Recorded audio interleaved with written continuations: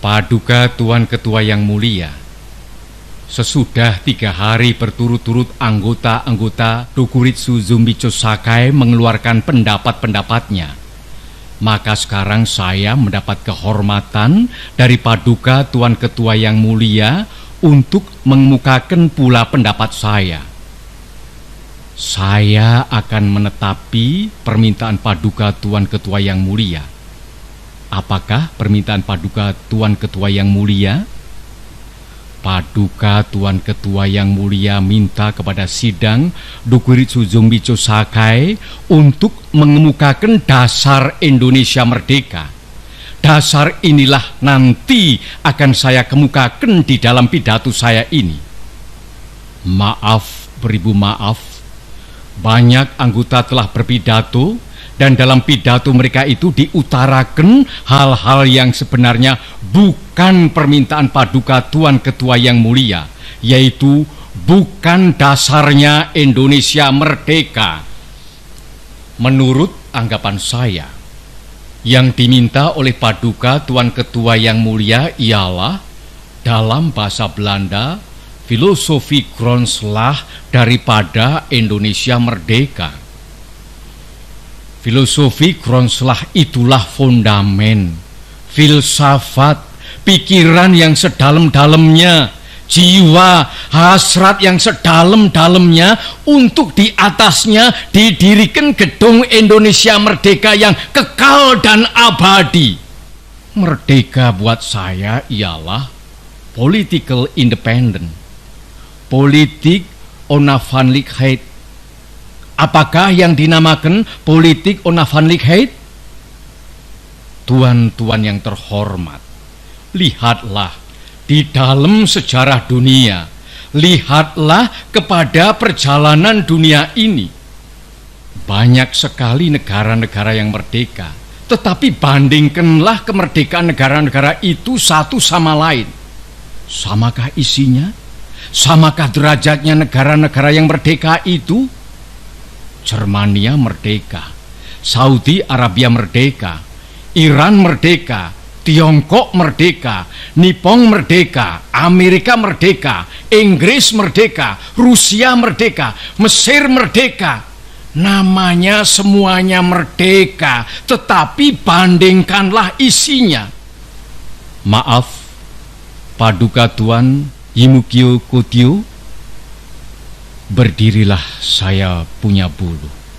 Kalau saya membaca Tuan punya surat yang minta kepada kita supaya dirancang sampai jelimet hal ini dan itu dahulu semuanya.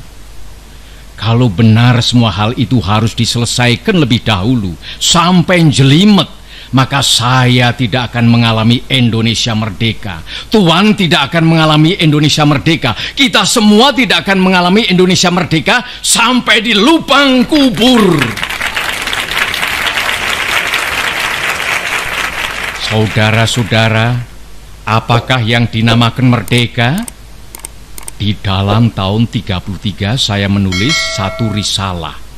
Risalah yang bernama Mencapai Indonesia Merdeka.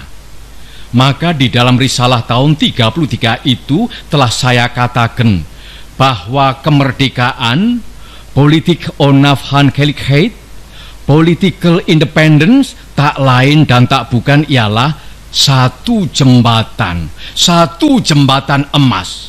Saya katakan di dalam kitab itu bahwa di seberangnya jembatan itulah kita sempurnakan kita punya masyarakat. 2 miliun pemuda ini menyampaikan seruan pada saya. 2 miliun pemuda ini semua berhasrat Indonesia merdeka sekarang. Saudara-saudara, kenapa kita sebagai pemimpin rakyat yang mengetahui sejarah menjadi swarwihtoh, menjadi gentar? Padahal semboyan Indonesia merdeka bukan sekarang saja kita siarkan. Berpuluh-puluh tahun yang lalu kita telah menyiarkan semboyan Indonesia merdeka. Bahkan sejak tahun 1932 dengan nyata-nyata kita mempunyai semboyan Indonesia merdeka sekarang. Bahkan 3 kali sekarang, yaitu Indonesia merdeka sekarang.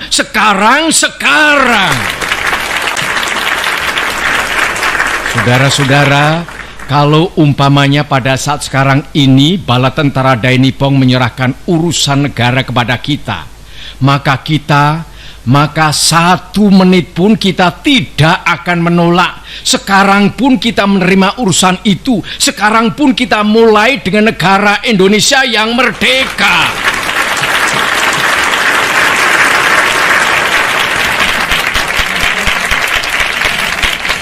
Saudara-saudara, tadi saya berkata ada perbedaan antara Soviet, Rusia, Saudi Arabia, Inggris, Amerika, dan lain-lain tentang isinya. Tetapi ada satu yang sama, yaitu rakyat Saudi Arabia sanggup mempertahankan negaranya. Kalau bangsa kita, Indonesia, walaupun dengan bambu runcing, saudara-saudara semua siap sedia mati mempertahankan tanah air kita Indonesia. Pada saat itu bangsa Indonesia adalah siap sedia masak untuk merdeka.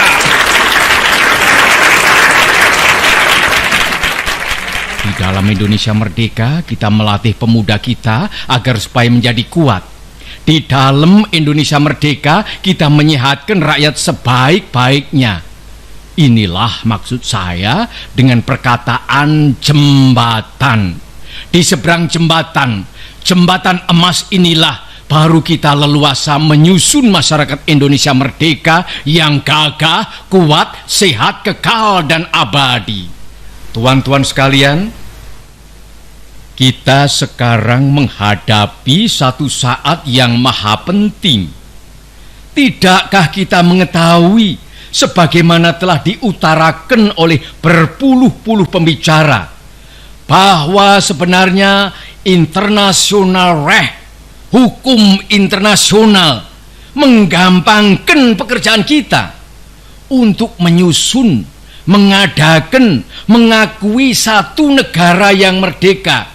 Tidak diadakan syarat yang neko-neko, yang jelimet.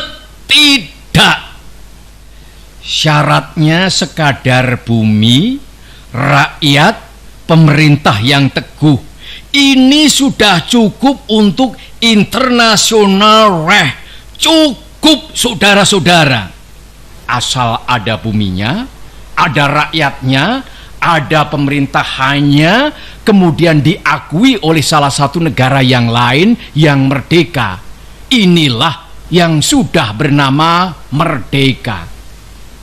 Saudara-saudara, sesudah saya bicarakan tentang hal merdeka, maka sekarang saya bicarakan tentang hal dasar. Paduka Tuan Ketua yang mulia, saya mengerti apakah yang Paduka Tuan Ketua kehendaki. Paduka Tuan Ketua minta dasar, minta filosofi Grundslag, atau jikalau kita boleh memakai perkataan yang muluk-muluk, Paduka Tuan Ketua yang mulia meminta suatu Weltanschauung di atas mana kita mendirikan negara Indonesia itu. Kita melihat dalam dunia ini bahwa banyak negeri-negeri yang merdeka, dan banyak di antara negeri-negeri yang merdeka itu berdiri di atas suatu Weltanschauung. Paduka Tuan Ketua yang mulia, apakah Weltanschauung kita jikalau kita hendak mendirikan Indonesia yang merdeka? Maka demikian pula jika kita hendak mendirikan negara Indonesia merdeka. Paduka Tuan Ketua, timbullah pertanyaan, apakah Weltanschauung kita untuk mendirikan negara Indonesia merdeka di atasnya? Apakah nasional sosialisme? Apakah historis nasionalisme? Apakah Sanmincui sebagai dikatakan oleh Dr. Sun Yat-sen? Saudara-saudara sekalian, kita telah bersidang 3 hari lamanya. Banyak pikiran telah dikemukakan, macam-macam, tetapi alangkah benarnya perkataan Dr. Sukiman, perkataan Ki Bagus Hadikusumo, bahwa kita harus mencari persetujuan faham. Kita bersama-sama mencari persamaan filosofi Grundslag. mencari satu Weltanschauung yang kita semua setuju. Saya katakan lagi setuju. Apakah itu? Pertama-tama saudara-saudara saya bertanya, apakah kita hendak mendirikan Indonesia merdeka untuk sesuatu orang, untuk sesuatu golongan? Mendirikan negara Indonesia merdeka yang namanya saja Indonesia Merdeka, tetapi sebenarnya hanya untuk mengagungkan satu orang, untuk memberi kekuasaan kepada satu golongan yang kaya, untuk memberi kekuasaan pada satu golongan bangsawan. Kita hendak mendirikan suatu negara semua buat semua, bukan buat satu orang, bukan buat satu golongan, baik golongan bangsawan maupun golongan yang kaya, tetapi semua buat semua. Inilah salah satu dasar pikiran yang nanti akan saya kupas lagi. Maka yang selalu mendengung di dalam saya punya jiwa, bukan saja di dalam beberapa hari di dalam sidang Dokuritsu Zumbitsu Sakai ini, akan tetapi sejak tahun 1918, 25 tahun lebih, ialah dasar pertama yang baik dijadikan dasar buat negara Indonesia, ialah dasar kebangsaan. Kita mendirikan satu negara kebangsaan Indonesia. Saya katakan bahwa dasar pertama buat Indonesia ialah dasar kebangsaan. Itu bukan berarti satu kebangsaan dalam arti yang sempit, tetapi saya menghendaki satu nasional stat. Apakah yang dinamakan bangsa? Apakah syaratnya bangsa? Definisi Otto Bauer pun sudah tua. Sebab tatkala Ernest Renan mengadakan definisinya itu, tatkala Otto Bauer mengadakan definisinya itu, tatkala itu belum timbul satu wetenschap baru, satu ilmu baru yang dinamakan geopolitik. Kemarin, kalau tidak salah, Saudara Ki Bagus Hadikusumo atau Tuan Munandar mengatakan tentang persatuan antara orang dan tempat. Persatuan antara orang dan tempat, tuan-tuan sekalian, persatuan antara manusia dan tempatnya. Bangsa Indonesia ialah seluruh manusia-manusia yang menurut geopolitik yang telah ditentukan oleh Allah Subhanahu wa Ta'ala tinggal di kesatuannya semua pulau-pulau Indonesia dari ujung utara Sumatera sampai ke Irian, seluruhnya yang telah menjadi satu, sekali lagi satu.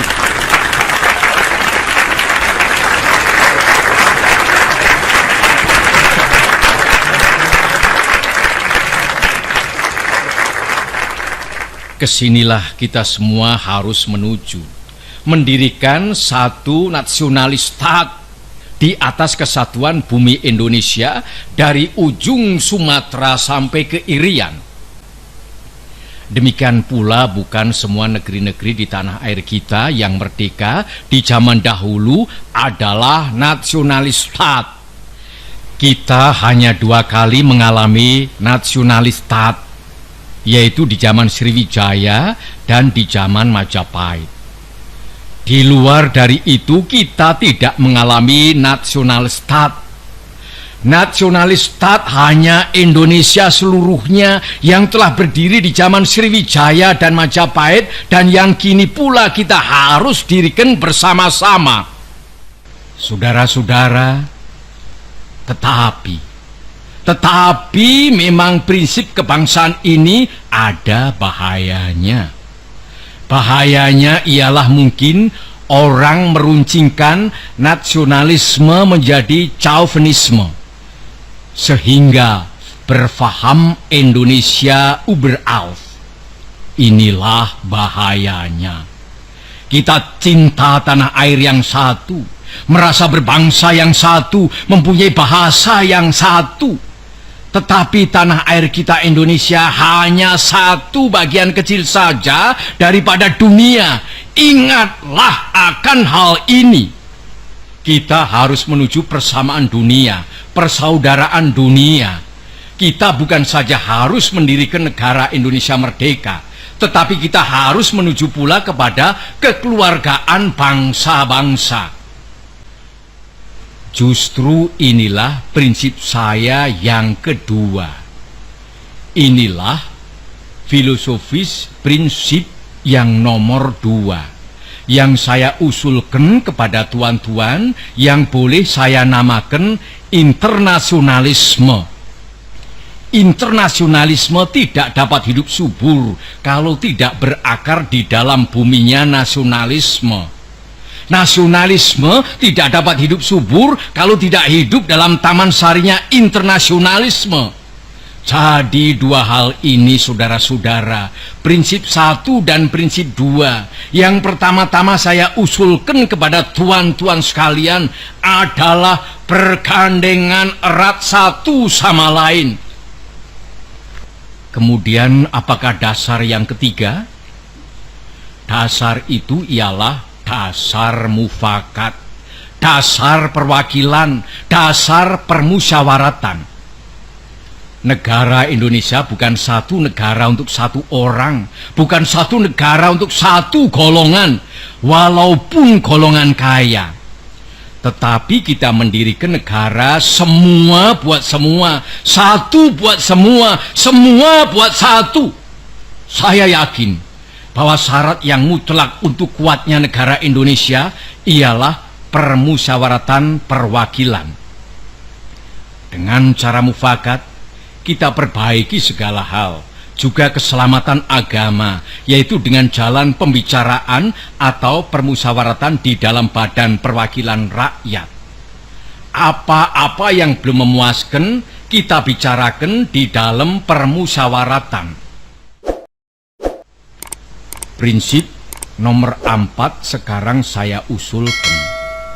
Saya di dalam 3 hari ini belum mendengarkan prinsip itu, yaitu prinsip kesejahteraan, prinsip tidak akan ada kemiskinan di dalam Indonesia merdeka. Maka prinsip kita harus, apakah kita mau Indonesia merdeka yang kaum kapitalnya merajalela, ataukah yang semua rakyatnya sejahtera, yang semua orang cukup makan, cukup pakaian, hidup dalam kesejahteraan, merasa dipangku oleh Ibu Pertiwi yang cukup memberi sandang pangan kepadanya? Mana yang kita pilih, saudara-saudara? Kita sudah lihat di negara-negara Eropa adalah badan perwakilan, adalah parlementer demokrasi. Tetapi tidakkah di Eropa justru kaum kapitalis merajalela? Di Amerika ada suatu badan perwakilan rakyat, dan tidakkah di Amerika kaum kapitalis merajalela? Tidakkah di seluruh benua barat kaum kapitalis merajalela? Padahal ada badan perwakilan rakyat. Tak lain tak bukan sebabnya ialah oleh karena badan-badan perwakilan rakyat yang diadakan di sana itu sekadar menurut resepnya France Revolusi. Adakah keadaan yang demikian ini kita kehendaki?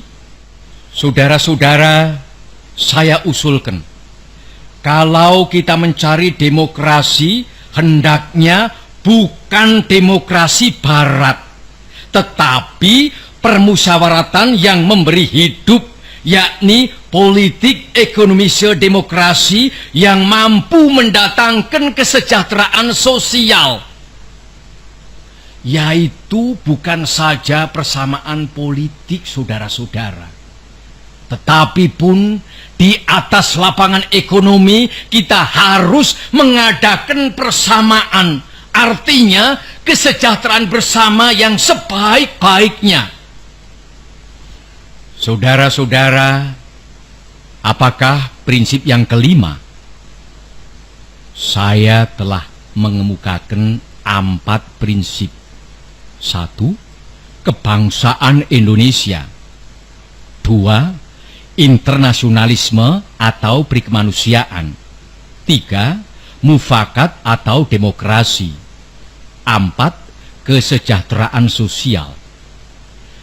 Prinsip yang kelima hendaknya menyusun Indonesia merdeka dengan bertakwa kepada Tuhan Yang Maha Esa. Prinsip ketuhanan bukan saja bangsa Indonesia bertuhan, tetapi masing-masing orang Indonesia hendaknya bertuhan. Tuhannya sendiri. Yang Kristen menyembah Tuhan menurut petunjuk Isa Al-Masih, yang Islam menurut petunjuk Nabi Muhammad Sallallahu Alaihi Wasallam, orang Buddha menjalankan ibadatnya menurut kitab-kitab yang ada padanya. Tetapi marilah kita semuanya bertuhan. Hendaknya negara Indonesia ialah negara yang tiap-tiap orangnya dapat menyembah Tuhannya dengan cara yang leluasa. Segenap rakyat hendaknya bertuhan secara kebudayaan, yakni dengan tiada egoisme agama.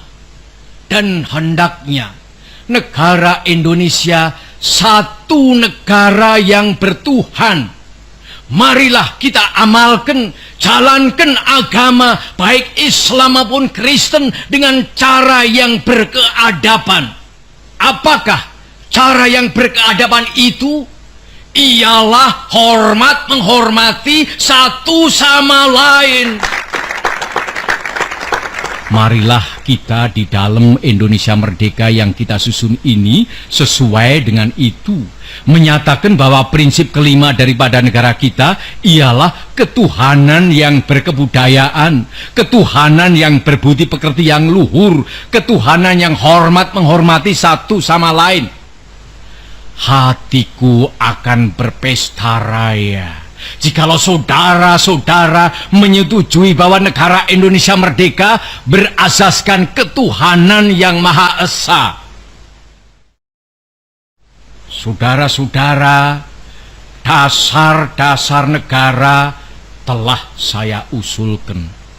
5 bilangannya. Inikah Pancadharma? Bukan. Nama Pancadharma tidak tepat di sini. Dharma berarti kewajiban.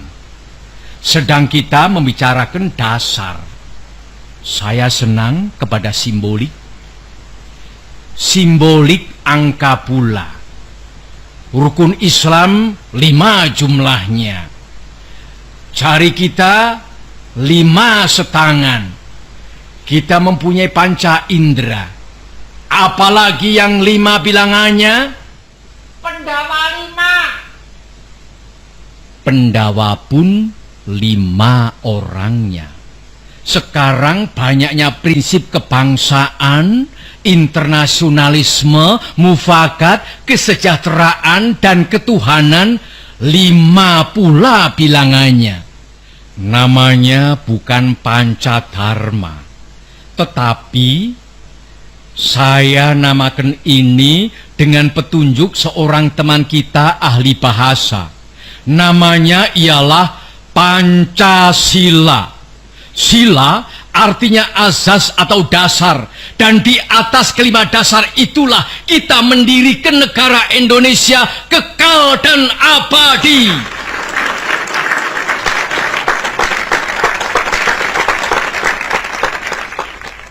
Atau barangkali ada saudara-saudara yang tidak suka akan bilangan 5 itu, saya boleh peras sehingga tinggal 3 saja. Saudara-saudara tanya kepada saya, apakah perasan yang 3 itu? Berpuluh-puluh tahun sudah saya pikirkan dia. Ialah dasar-dasarnya Indonesia merdeka. Weltan saung kita. 2 dasar yang pertama, kebangsaan dan internasionalisme. kebangsaan dan peri kemanusiaan. Saya peras menjadi satu. Itulah yang dahulu saya namakan sosionasionalisme. Dan demokrasi yang bukan demokrasi barat, tetapi politik ekonomisme demokrasi, yaitu politik demokrasi dengan sosial rechtvaardigheid, demokrasi dengan kesejahteraan. Saya peraskan pula menjadi satu. Inilah yang dulu saya namakan sosiodemokrasi. Tinggal lagi ketuhanan yang menghormati satu sama lain. Jadi, yang asalnya 5 itu telah menjadi 3. Sosionasionalisme, sosiodemokrasi, dan ketuhanan. Jikalau Tuan senang kepada simbolik 3, ambillah cara 3 ini. Tetapi barangkali tidak semua tuan-tuan senang kepada trisila ini dan minta satu dasar saja. Baiklah, saya jadikan 1. Saya kumpulkan lagi menjadi 1. Apakah yang 1 itu? Sebagai tadi telah saya katakan, kita mendirikan negara Indonesia yang kita semua harus mendukungnya. Semua buat semua. Jikalau saya peras yang 5 menjadi 3 dan yang 3 menjadi 1, maka dapatlah saya 1 perkataan Indonesia yang tulen, yaitu perkataan gotong royong. Negara Indonesia yang kita dirikan haruslah negara gotong royong. Alangkah hebatnya negara gotong royong.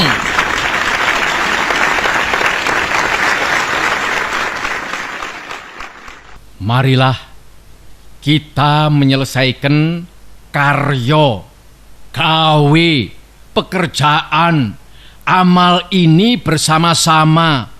Gotong royong adalah pembantingan tulang bersama, pemerasan keringat bersama, perjuangan bantu pinantu bersama, amal semua buat kepentingan semua, keringat semua buat kebahagiaan semua, holopis kontol baris buat kepentingan bersama. Itulah gotong royong.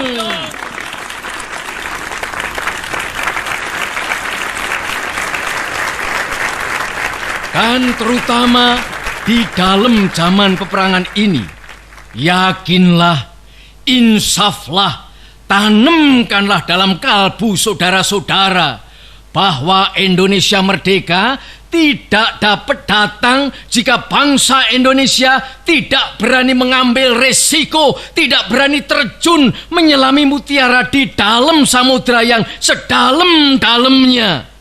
Jikalau bangsa Indonesia tidak bersatu dan tidak mentekad mati-matian untuk mencapai merdeka, tidaklah kemerdekaan Indonesia itu akan menjadi milik bangsa Indonesia buat selama-lamanya sampai ke akhir zaman. Kemerdekaan hanyalah diperdapat dan dimiliki oleh bangsa yang jiwanya berkobar-kobar dengan tekad merdeka, merdeka atau mati.